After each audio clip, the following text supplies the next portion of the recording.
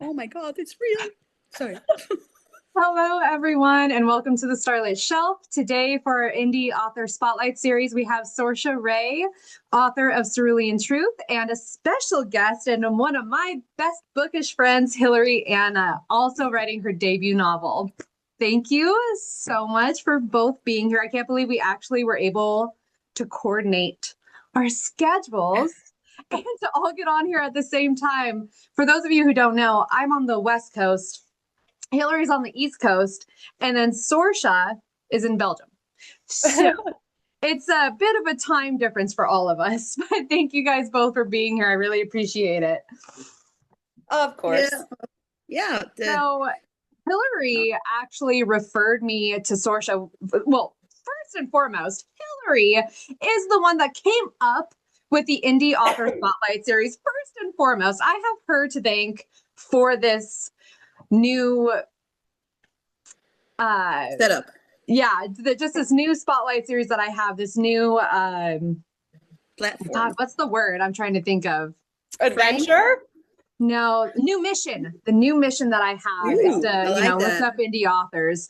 But Hillary actually connected me with Sorcha when we were initially talking about this. She was like, "Oh, if you do a spotlight series, like you need to get Sorcha on here."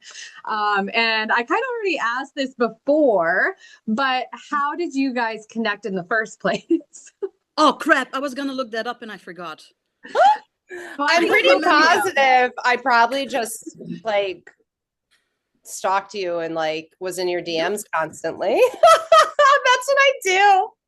I'm just like, oh, I really like this person. Let me DM them to death and then they'll be my friend. yeah. It does work, to be fair. That's Stalking works, with people. some people. It's the trope that really works. Yeah.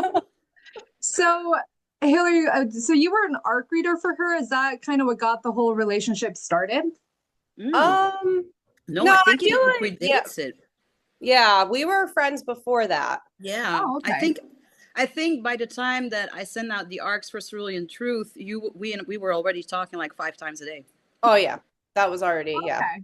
So Yeah, you're yeah, just yeah. doing that with a lot of people, Hillary. It's not just me. I thought I was special, but I guess not. You are special.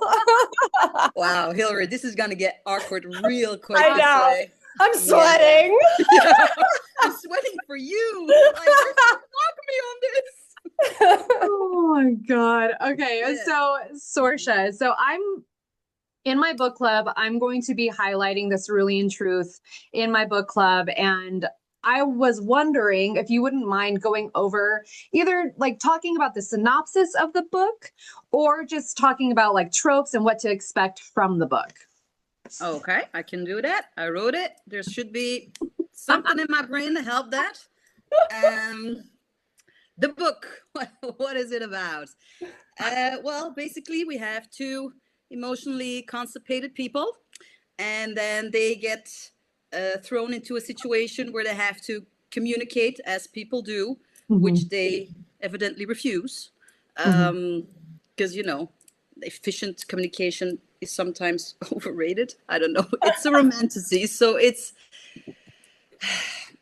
basically, have you ever read After by Anna Todd or watched the movies or something? Have you ever heard of Mhm. it? No. Okay. Mhm. Well, then this line of questioning just went straight out of the water. Um, I'm sorry. Let's move on. um, so it's a romantasy where we have a lawyer because you Yeah. can't have romantasy without a lawyer.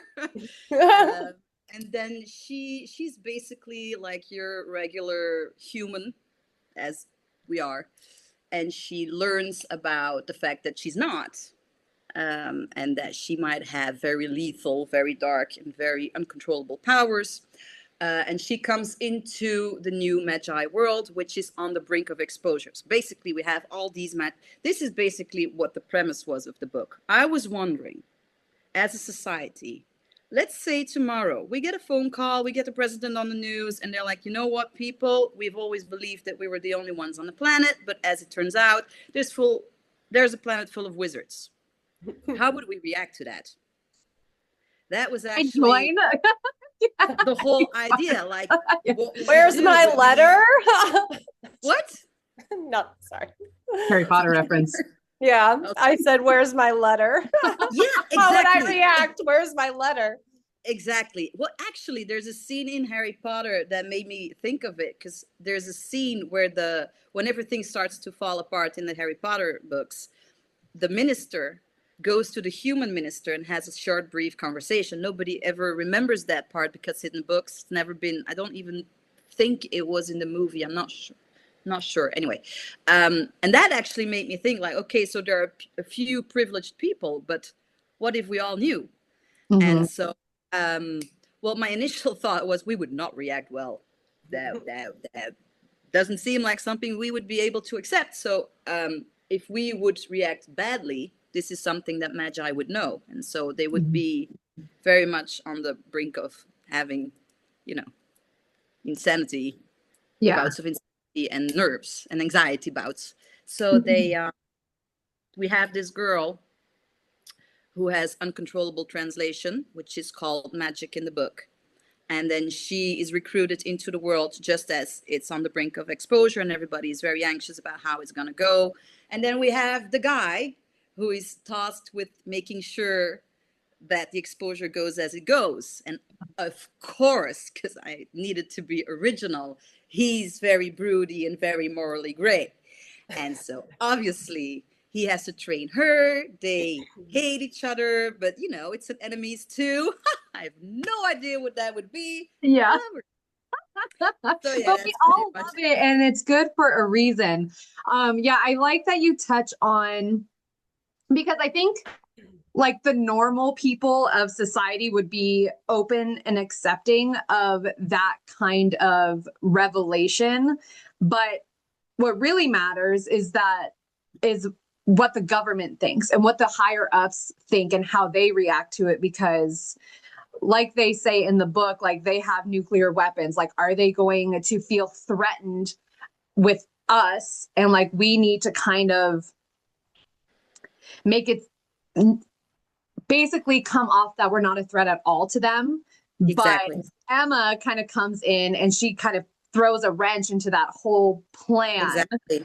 Yeah. And I just thought that was really interesting because, like I said, I feel like as a majority, we would probably be accepting and okay with it. But the reality is that there would be a lot of people that would be scared and threatened, and war could possibly happen. Yeah. I love how you guys are talking about like all this serious stuff, and I'm sitting here like, when are we going to broach the slow burn? Oh my God. It was What slow burn? slow freaking burn. When are we going to broach the torture? And Emma is so stubborn. She is so stubborn. Oh my gosh. But it's slow in the best way. And yeah, I really liked the tension between them. And I'm curious to if James is endgame or not. But and I know Hillary has read ahead. I know. I have to be really careful about that. Yeah. Yeah. So no spoilers here. Well, I don't want to spoil it for you. You have. Woo. Oh, also, Silver Tears comes out in October. So book 2 is coming out in October. So that's really, I think that's perfect timing that I'm hosting you in September, and hopefully I can get all these readers to like hop in on Silver Tears too. But one thing that really stuck out to me when I was reading Cerulean Truth is the magic system. And I thought it was a really cool idea. Thank you. And I'm wondering where you got the idea for it, because it's an emotion-based magic system. And our two main characters have a ton of repressed emotion, and they are both very powerful. And I'm wondering if you took something from your life and you were like, what if I could transmute this into magic or something like that? Like, how did you come up with the magic system, I guess is what I'm asking.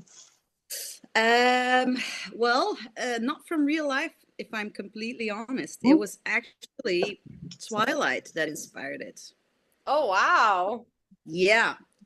Basically, when I wanted to convince my mom back in the day, like 10 years ago when it came out, to read Twilight, I tried to make it sound like it was more intellectual than I thought it was initially. Because, Yeah. if you tell your mom, who's a professor and everything, like I read this thing about vampires, she's going to be like, but, I really wanted to get her in. So I basically said that, yeah, it's about vampires, but it's mostly a cultural thing where they're the next part of evolution because Mm-hmm. they're the predator. And so I started thinking what other signs there would be if there was a next evolution. Oh, If we okay. would just be like the next phase, like Yeah. what would that emotionally speaking? And Yeah. that's how I thought, well, what if we could use emotions to just manifest whatever that emotion is telling us? Like, Mm-hmm. I really want to get out of this traffic jam. Mm-hmm. Yeah. Get me a fucking portal. Sorry, not Yeah. fucking. Yeah. Get me a portal. We'll just Yeah. move that one out. No wonder you guys are friends because Hillary is like a huge Twilight fan. So Yes. of course you guys Yep. Yeah. also, so I have a fan question since we're on this topic already. A fan wanted to ask if you were Team Edward or Jacob and why. I'm sorry, but that's the easiest question ever, and I know Hillary is gonna agree with me on this. But why choose, baby? Why Yep. choose? Why choose? Ooh, there should Although be. I do have to say, in the end, that age gap with Jacob was a little much. But Whoa! yeah, why You're choose? judging on age gaps? I mean, she was a baby. Oh, that one. Oh, that one. Oh, sorry. I was like, because he's like a year younger than her. And I was like, No. okay, well, that's Yes, not May that or whatever. Okay, yeah. No, I Jacob. was like, Bella's not that much older. What's going on? There should be totally a fanfic with both Edward and Jacob and Bella. Oh my gosh. I bet there is one. Fanfic? I bet you there's a fanfic. I bet there is, yeah. Can I ask a question really quick though? Because I always like to get into like the kind of tougher conversations at Hit some me. point during the talk. And the reason why lifting up indie authors has become my new mission is because they go through so many struggles that go unnoticed and not many readers really know about what they go through. And this is to both of you because you guys are both in different stages of being an indie author. I mean, you're currently writing book 3, right, Sorcha? You're writing book 3. Yeah. Book 2 is about to be released. One's a hit. Hillary, you're currently writing your debut novel. So, Hillary, what would you say at this point in time is the biggest struggle for you as an indie author, and what do you want readers to know? Wow. I'm going to say imposter syndrome. I think that nowadays with social media, everything is in your face all the time. And it's really easy to become, overwhelmed and like, I'm never going to be as good as that one. Or I have a few followers who started their writing journey in this past year and already have a book. And it's easy to be like, how are they doing this so much faster than me? I mean, there's just so many like imposing things. I'll never do it good enough. Or, oh no, someone slightly has like an idea I have. Am I going to be different enough? And now, too, a lot with the AI argument, it's like, is people going to believe that I wrote this, or they think I'm copying somebody else? Like, there's just a lot of pressure because everything nowadays is so in your face. Like, before social media, an author, or well, I'm going to say an author because I mean, you're an artist. If you draw something, I feel if you're writing, you can, you could say you're an author to an extent. So, I mean, back before social media, you would write and you would do your thing and tell your close friends and then, whatever the next process looked like. But now you're kind of writing, and especially being an indie author, like you have to think, I have to get followers while I'm trying to write this book so that when I have the book, I can market it to the followers. And like, you're trying to juggle all these things before you've even started. A big thing when I switched my name from Insomni Reads to Hillary Anna Author, a lot of DMs I would get is, well, you haven't published something yet. How can you do that? And it's like, well, if you're an indie author, you have to worry about getting your pen name as your your social media name, and you have to worry about presenting what you can't just one day be like, oh, I wrote this book, and then take everybody on like by surprise. You have to plan for that. So it's just a lot. And I think with that comes a lot of imposter syndrome, because you're seeing people doing it and doing it really well. And then you know, get self-conscious, or I do.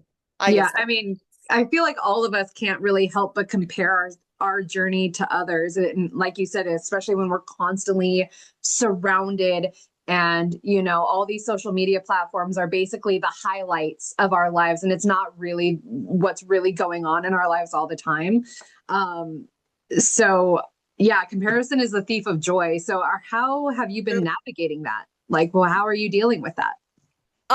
With my alpha readers, which is Sorcha, my friend Brittany, and my friend Kira, and they hear the most of when I'm like, well, I just wrote crap, or I'm never gonna finish this book, or look at this person who just turned around like this book in 8 months, and I've been working on the same book for, you know, however long. And you know, that's when that support group comes in and they're like, you know, no, you're doing it and you will do it and you're doing great and all of those things. I think that's the biggest thing for indie authors, is having that really close support system, because because I feel like, I don't know about you, Sorcha, I'm sure it's the same. It's like this as a writer and an author, like, I'm doing amazing, this is the greatest thing, and then you're like, I hate everything, I'm deleting it all, and I'm coming off of social media for life.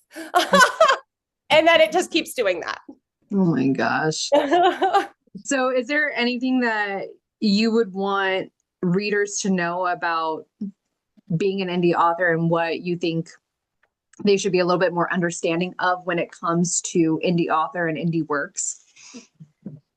Since I'm so new to it all, because I haven't finished my first book, I think from the beginning perspective of it all is just hold judgment. Like, be open for conversations and stuff like that. Like, you just don't know. You don't know what's happening. You know, there's times I get people in my DMs like, oh, you were writing this book. Like, where is it? Like, that's just, if you're interested, like, you know, say something nice. Like, how's it going? Things like that. Just be more understanding. I feel like lately, social media as a whole is losing a lot of that. It's a lot of black and white, and I don't know. Yeah. You know, be kind. People feel like they can say whatever they want without any repercussions because they're behind a screen. And it's like, you have to understand that these people are real people, and what you're saying is hurtful. And basically for me, it's just like, be respectful. Like, that's really the end game. Like, if you have constructive criticism, great. But like, when I ask for it, you know? So Sorcha, again, you're at a completely different phase of your writing journey. So what would you say is your most difficult part of being an indie author right now? Well, when I contacted my editor for the first time, she told me, like, writing the book is the easy part. And I remember, tell me that all the time. Sure. Yeah, I was like, sure, I'll believe it, whatever. I mean, I was struggling with Cerulean Truth. I know that Hillary is very worried about the time that it takes her to write, but I remind her of this every time. By the time I started my Bookstagram, and this was a year before I decided to actually publish Cerulean Truth, I was already 2 or 3 years into writing the book. So it took me 4 years. I wrote it for 3 years, and then it took me a year to to find my balls, basically, and to actually have the guts to publish it. Yeah. And so then I contacted my editor, who was a huge part of the decision to actually publish it. And she was like, look, if you're gonna publish it, which I think you should, just be very aware that the easy part is done. Which I was very reluctant to believe. But to be fair, yeah, marketing is the toughest part, without a doubt. It is, first of all, I'm a dinosaur. So, I mean, I think you've noticed. I was very worried about setting up this video thing. It's just I mean, it's not me. Yeah. It's not my generation, and I Yeah. realize how old I sound, but it's not something I grew up with. Mhm. Oh my God, I would never get a job again. Anyway, uh, the thing is, I think I completely underestimated that. I underestimated because English is not my first language. Mhm. So I figured writing in English would be my biggest challenge. Mhm. I learned so much English since I started this. It's insane that I have to. I mean, that is wow. But no, the marketing part for sure. And I think I'm very blessed on social media because I have a very safe group of people that follow me. I feel very protected, I have readers who have come out with criticism, but I cannot fault any of them because most of them were very constructive, and I've done things that afterwards I've learned is considered not done. Like, Mhm. for example, you're not allowed to contact people who have reviewed your book. Oh. I Oh. didn't know that. No, so if someone writes you a bad review, it's considered bad form for an author to contact them, which I Okay. didn't know. But I never contacted them with hostility. I Yeah. always said, listen, I read your review, I read your concerns. I'm very happy to learn them, and I hope that you'll give me another shot to implement those concerns and just improve myself. Mhm. And I've had 2 or 3 that gave me 3 stars on Cerulean Truth, who have now agreed to ARC read Silver Tears, and who are like, oh my God, this is 5 stars and I love it, and everything that you Mhm. did, you completely listened to what I said, and I've learned so much from them as well. So I'm very blessed, but I'm very realistic about the small percentage I fall into that category, because I know that there are a lot of people who deal with a lot of different reactions in that Mhm. area. And I think that you are very right. There's very little accountability when someone's behind a screen. Mhm. Uh, I've heard of a lot of bullying of other authors that I know, and it's a journey. Yeah, it's getting out of hand with the bullying, but um another question for both of you. What advice would you give other people who are thinking about starting to write or are in the middle of writing their debut novel? Oh, very easy. Connect with as much people as you can, not to Mhm. get followers, but to get advice. Okay. I'm, I'm in like 10 Facebook groups. I found my editor that way.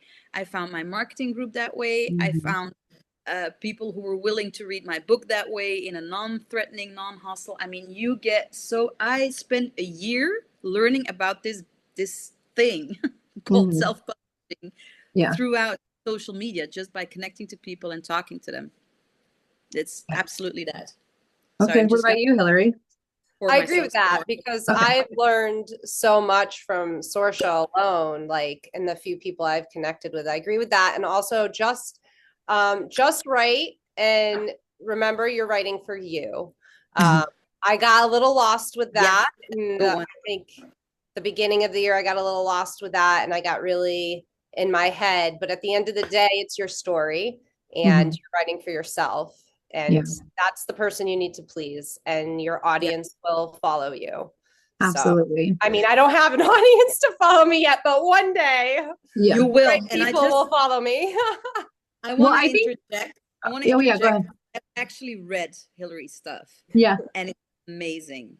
So all this self-deprecating stuff is Mhm. based on nothing but her own Mhm. insecurities, and has Mhm. no basis whatsoever. Her language use, the way that she describes stuff is I mean, you read a chapter, you're in that chapter. There's nowhere else you are. It is insane. She's gonna be huge. Mark my words. Thank you. That's so Mark my That's words. what I say about you to everyone. Oh, that's amazing. See, yeah, having a support system is so incredibly important on this journey. It seems like to me. So, Sorsha, you've written 3 books or in the process of your third book. What do you Oh, do wait, when you deal wait, with like wait. issues like writer's block or just issues with the writing process in general? How do you deal with those? Okay, so basically, as I said, I'm a huge dinosaur. Mhm. So I have the basics. I have, yeah, that's me. Then I have these. these. Ooh, These are notebook. my babies. These are my babies. I never go anywhere without them. Basically, I'll show you. I don't know if you can see this, but it's the whole book. It's Oh, just wow. Whenever inspiration hits you, you I have write it on down. hand. So yeah, I have that. I also have the notes function on my phone because, like, when I'm in the shower and something hits, I know if I don't immediately write it down, I'll forget it. Yeah. So that's filled with crap that I never use. And then once I have it, it goes into a Word document, and that goes to my editor when it's done. So, Sorcha, we actually have a ton of questions from fans. How do you feel about going through those right now? It Are you feels like ready? already ready to happen. So, for the writing process, do you know each step and just fill in the journey, or do you write it all as you go? And this is for both of you. So, Well, it depends on the book. So I'm writing the Sapiri series, Mhm. and that started with the plot, and then I worked backwards. Oh, okay. So I had the plot in mind, and then I worked backwards, and then I got into trouble because it's not easy to do it like that. So it's certainly not, advise anyone to do it. Yeah. Work normally, Work regularly. normally. Just don't do that. Don't do that. You get stuck a lot because you Yeah. know you have to end up, and you don't end up where you need to. Oh, okay. And so no, but the with the Sapiri series, I started backwards, and then with the other ones, it kind of depends. It's For me, writing, it goes into scenes. I get like these scenes in my mind, and those are the Mhm. ones that I write out. And then once I have enough scenes, I see the story, I outline it, and I do it. That's very, you know. Okay. What about you, Hillary? What's your writing process like? It's similar with Sorcha about the scenes. Like, for me, to get out of writer's block, by the way, is movement. Oh, okay. But Like if physical I'm, movement? Like you go for yeah, a walk? Okay. like Just if kind of clear your I'm head. running or even if I'm going for a drive, I'm like a daydreamer. So what Mm. happens for me is I'll think of a scene, and if my mind goes with it, I'm like, okay, I'm going to write that down because that could be a book idea because I do have a couple. Yeah. I have a bunch of Yeah. other like book-ish ideas. So like I write the scene down and either I grow from that scene or I try to make a story out of it. I'm not the best outliner, I will say. I just write down every scene that comes in my head and then I try to put them together. And then, It's like a jigsaw puzzle almost. but the book I'm working on now, it actually started about, I like think 15 years ago now, actually. At my job, I was bored and I started writing. I had a scene in my head and I started writing it, but I was very naive and, I got almost half a book written and then I lost it and I had not backed it up. And then life took over. And then I actually picked it back up, I want to say 2 years ago now or a year ago now. I don't even know when I started writing this book. Again, and it's kind of funny because I found in all my stuff a bunch of notes from the original book I had started, which is the same idea, but the writing is so much better. And the depth, let's just talk about, I had to live a little. I think that's a great point for people who are wanting to write a book and they feel old. Age is actually really good for writing because you have more experience. And that was a really surreal moment for me because a lot of times I think, I wish I didn't give up when I lost my book and I could already have been an established author. But then looking back, I'm like, I would have made it nowhere because that was shit. So, yeah. That's crazy that you started 15 years ago. Sorcha, how long have you been writing? And do you have another series outside the Superior series? Yeah, What else do you have? I do. No, actually, I started writing when I was like 6 or 7 years old, which is Wow. Yeah. It's ridiculous because I found those notes. I found the Oh, notes and I laughed so hard. I don't think I ever laughed so hard at myself as I did when I read those. Basically like playground drama that oh. was I went full on, it was just like feminine rage, playground, here I am, I'm going in. You Anyway, have to post so yeah. that writing from your playground days on social media. Oh my God, people would love it. Are you kidding me right now? Okay, You I'll remember should. that. Or So, put it in your newsletter. okay, that Oh, is a great, yeah. I Be that's will like, do so both. oh, little Sorcha. I will do that's both. I crazy. will So do basically, both. you've always known that you wanted to be a writer. You've always had that kind of writing. Well, the writing, the reading and the writing Mhm. was almost to a point that it was obsessive when I was a kid. Mhm. But it just went away. I Okay. quit writing when I was like 10 or 11 years old. I never quit reading because I loved reading. And then well, some shit happened in life as it Mhm. does. And it's been a great way to cope with things. I have a Mhm. very difficult job in real life Mhm. that goes to very dark places sometimes. Mhm. And regular stuff like watching TV shows or watching TV doesn't work on me. So if Yeah. I start watching a TV show, within 10 minutes, my mind just drifts back to work or whatever darkness I've encountered that day. And reading or writing really, it forces you to focus on something else. And it's the only thing that works. Yeah. And my husband and kid, obviously. I mean, Yeah. those work perfectly. Yeah. Sure. Yeah, I don't know. Right. That must be So so hard to get writing done. I mean, I'm a stay-at-home mom with two kids. I know Hillary, you have three boys. Is it three boys? Two? Two. Two Just boys. two.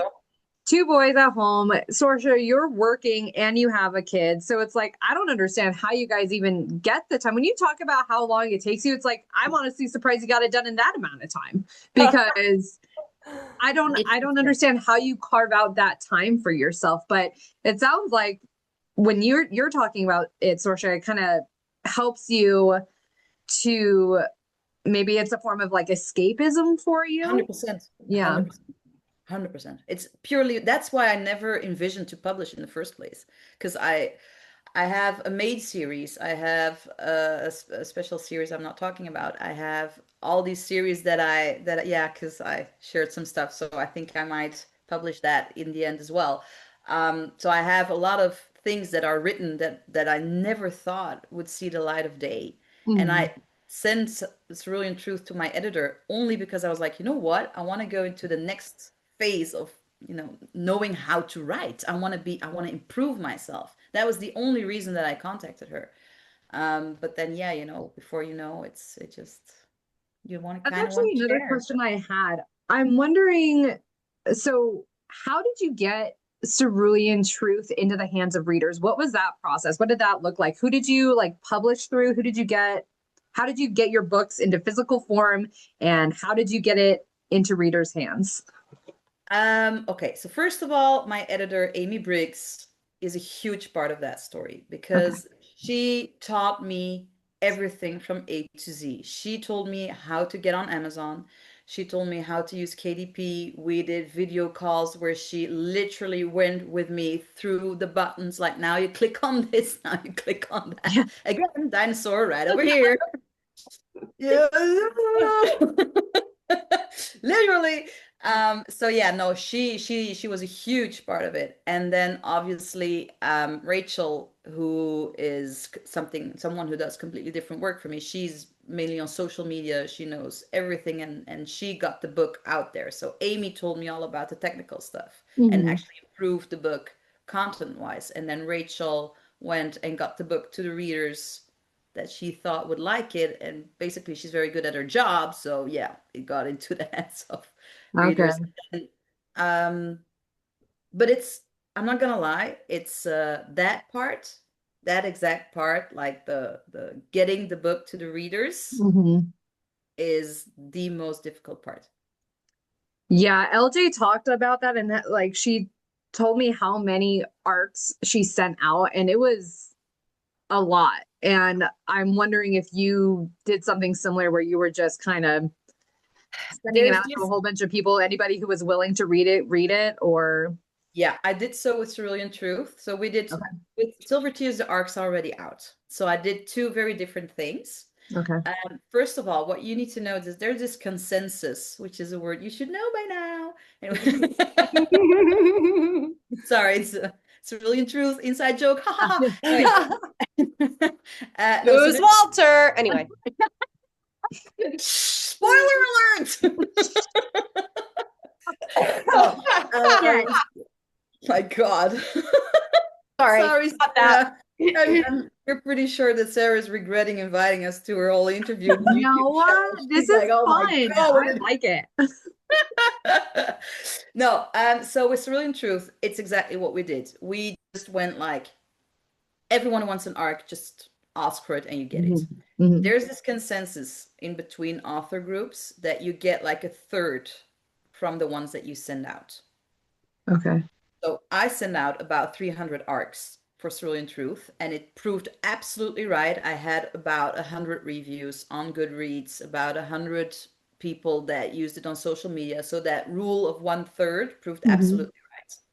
When I told Rachel afterwards that that was the rule that was generally accepted and it proved to be right, she was actually pretty shocked to learn about it. And she was like, this is not what we're going to do with Silver Tears. We're going to do it the other way around. If we aim for 100 people, we're going to go for 80 or 90 percentile. We're just going to send it out to 100 people and then make sure that these 100 people actually review the book. Because, yeah, otherwise you just send out 200 free copies and you've worked really hard for something. So I don't know which one is going to work better. Yeah, I'm interested for the follow-up on that. We'll see. We'll see. Yeah. I will have done both techniques. So I'd say, you know what? Ask me in November and I'll let you know. Yeah. Okay, so if you could, Sorcha, actually both of you, if you could, would you want to live in the Superior Universe? Oh, I'd be dead within the 3 first seconds. That's what I always say. I'm like, there's no way I'm surviving in a Survive fantasy that world. shit. Oh my God, they run so much.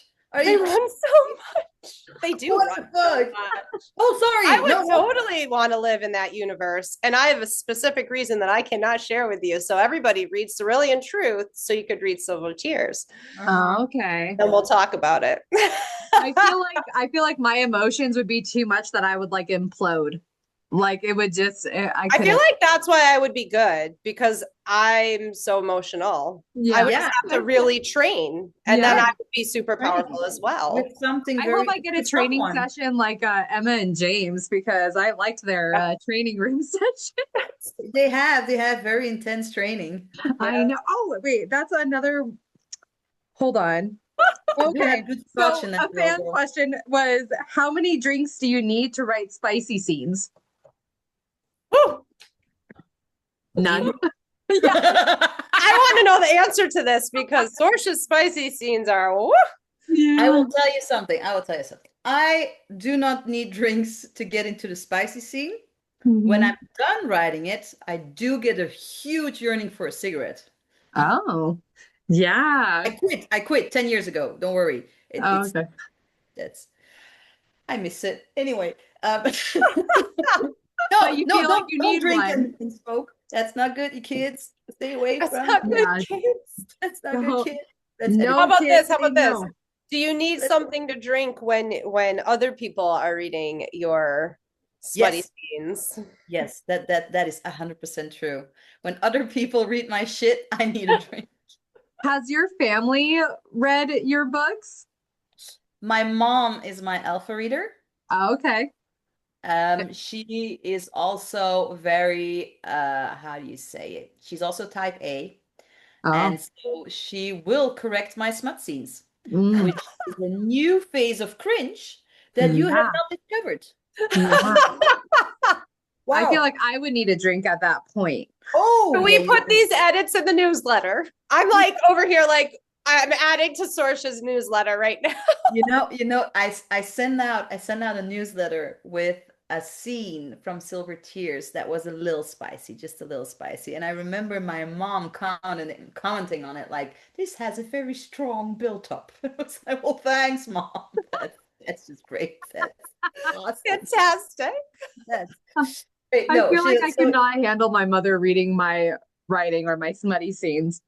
it's cringe. But Yeah. I mean, to be fair, her comments are top notch. I mean, I need them.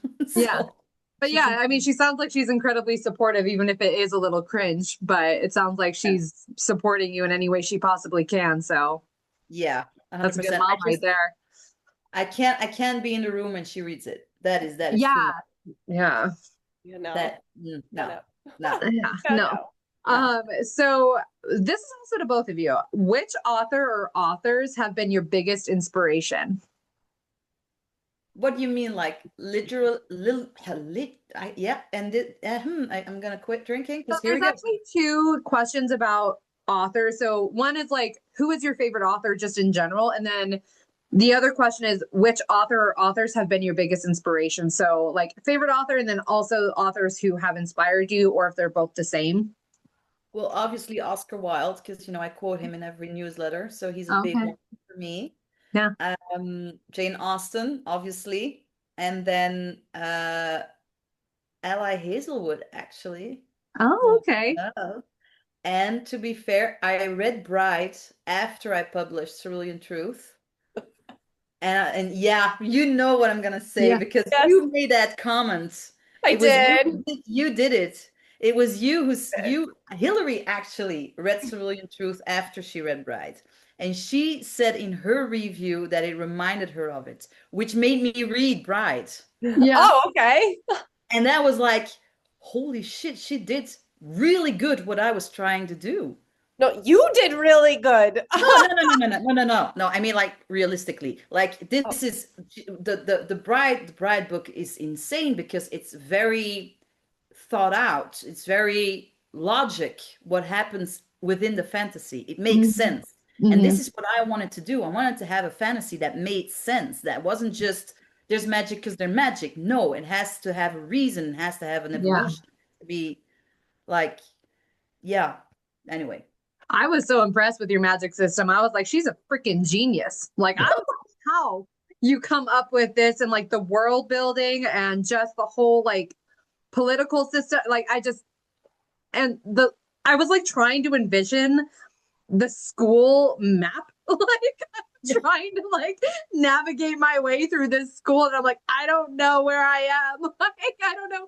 Like, do you have like a vision of like what the hallways and like buildings look like? Because I was so confused. I'm so sorry about that. I really, yeah.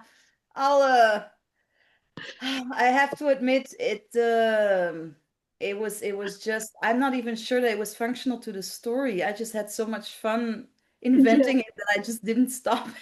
So But I will say, I think you're a genius for what you did, but it wasn't hard to understand. Like, I didn't feel like I was lost at any point, except for just like the map of the building. Like, I was just like, wait, where are they and what are they doing? What kind of portals is which?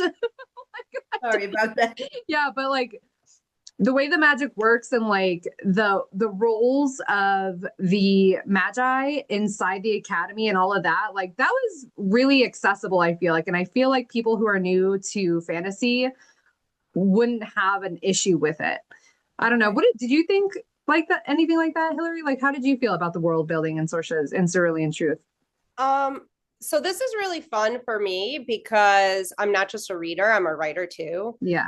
So I do know that some would say it would be slow world building, but you can't really world build fast, in my opinion. Yeah. I don't think that's real. If you want a story that are gonna have characters that develop and a world that's gonna develop that is immersive and feels real, I feel like you can't do that fast. Like Yeah. any first fantasy book, I feel is going to be slow in a sense because you have to build on that. Because if she didn't do that, then Silver Tears would be a flop.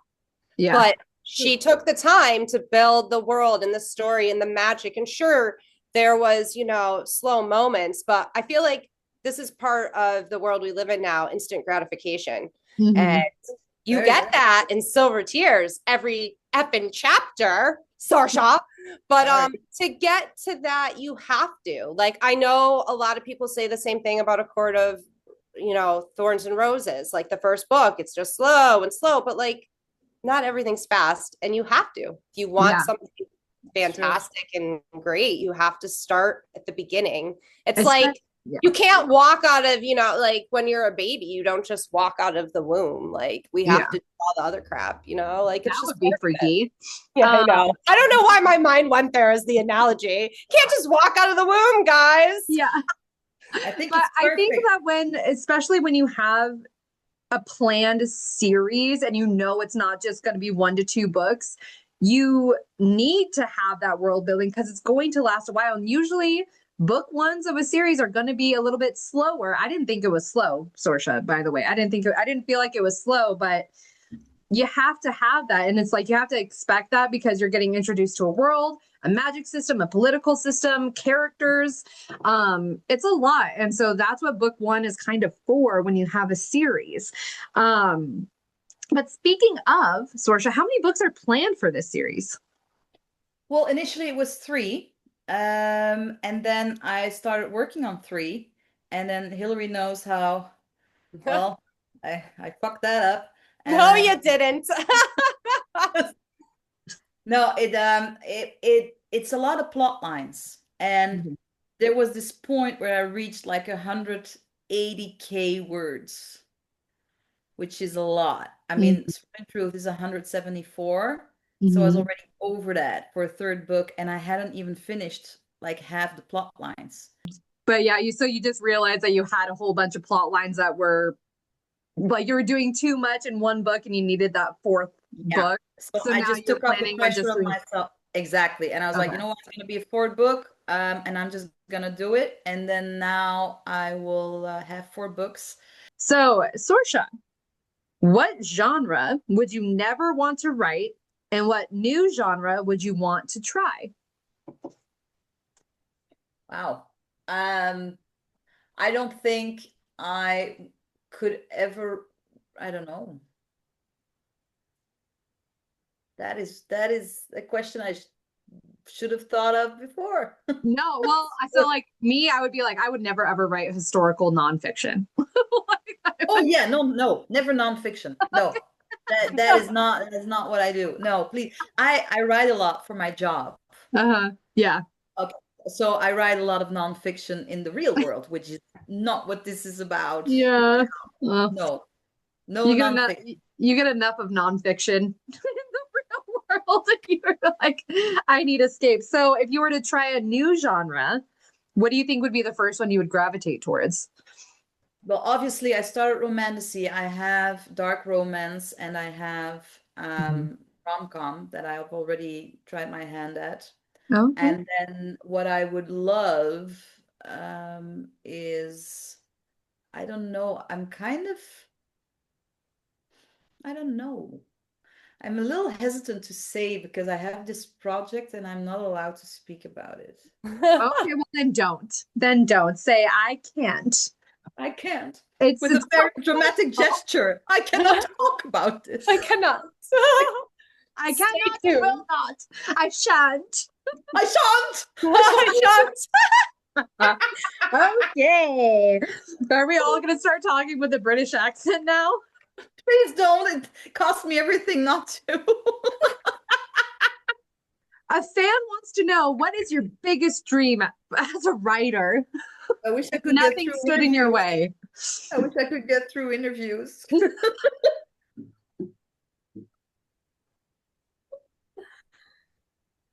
My biggest dream for Sorcha is to see her on a billboard, like in New York. God. Can Like it be New this, York. Sorcha? This one right here? Because she's sexy. I like this one. I would love, honestly, if I could make a living out of this, that would 100% make me very happy. Oh, okay. So quitting your day job and Well, becoming a full-time author. actually, and this is gonna sound really sappy, but it's really true. So I'm sorry, it's just gonna be sappy. So the biggest rush there is, the biggest one, and I think Hillary's gonna agree with this is when someone reads your stuff and loves it. It's insane. You get like this high and it's addictive. And it's just, it goes beyond anything because it's something that you created in your mind. There's no outer source backing you on it. It's just you, your mind, and someone is appreciating that. And it's insane. It's not about result. It's not about being right. It's not about having done something that someone will, I don't know, use in the future. It's just you, your mind, and then someone who appreciates it. And it's just, yeah, if I could get a lifetime full of people who just love my shit, that would be the dream. That's 100%. amazing. It's funny because you specified just one person loving your Yeah. work. Yeah, that's incredible. And I feel like a lot of time readers don't really think that they have a big impact in authors' lives. And I think that's not true. That is absolutely not true. I could name you, I won't do that because it's considered impolite, but I could name you the readers that have impacted my life. Hmm. Hillary, for one. Yeah. Of course, Hillary. Hillary's the best. So Hillary, you said you had a question for Sorcha before we left? Yes, I now have two actually, because I thought of another one. So I'm going to ask you a question for you and then a question for other people. So, what is your biggest motivator to write? And I wouldn't say like be successful in the sense of like some famous author, but just to write something you really like and be successful in connecting with somebody. What is your biggest motivation? The fact that I smile when I do it. Mm-hmm. That's a good one. And then my other question is for people like me who are in the start of their journey, or even before me who want to write a book, or further even, and that imposter syndrome hits and you want to give up. What would be your best advice for someone?